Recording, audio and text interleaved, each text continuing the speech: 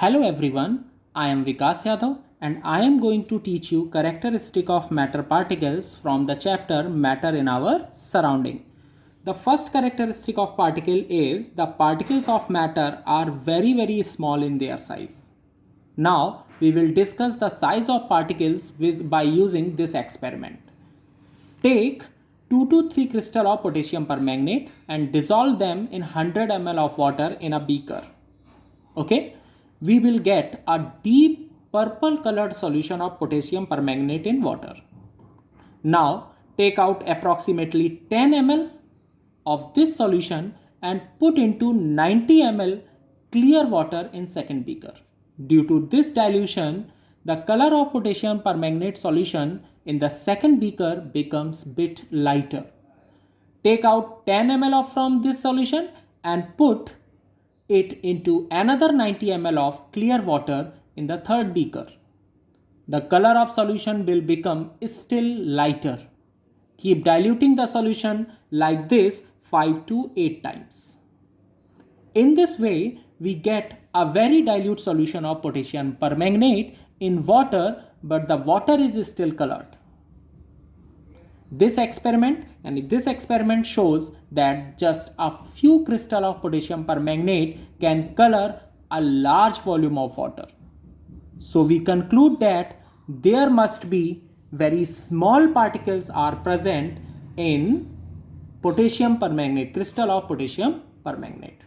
The second property of matter is the particles of matter have space between them.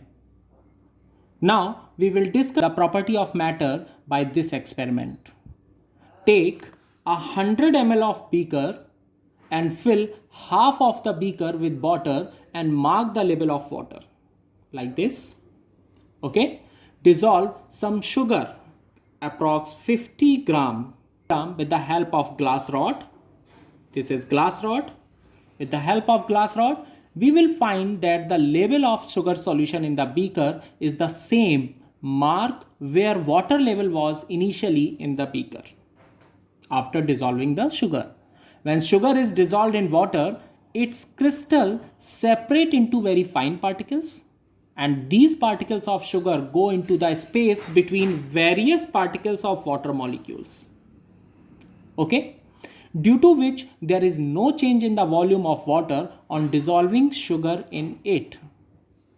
The fact that there is no change in volume on dissolving sugar in water tells us that there are a space between the particles of water.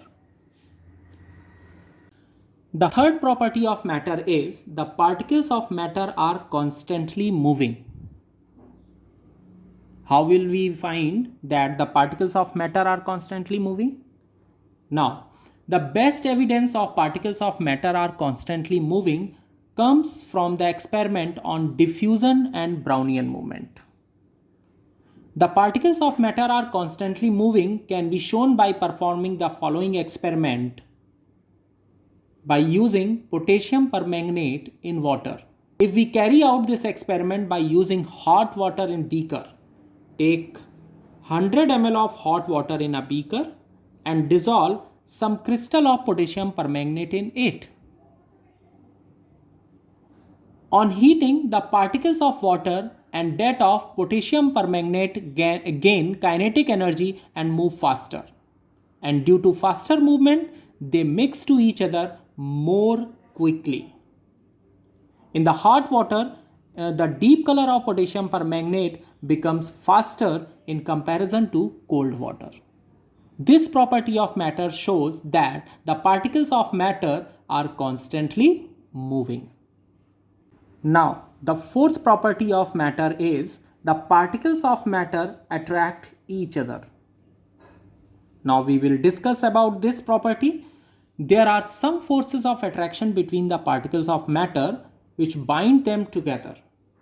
The force of attraction between the particles of some substances is known as cohesion, and the forces are called cohesion forces. Cohesion. Okay? Cohesion forces. If we take a piece of chalk, a cube of ice, and an iron nail and beat them with a hammer, we will find that it is very easy to break the piece of chalk into smaller particles in comparison to ice and iron nail. And it requires more force to break the cube of ice, whereas the iron nail does not break at all even with large force. This shows that the force of attraction between the particles of chalk is quite weak.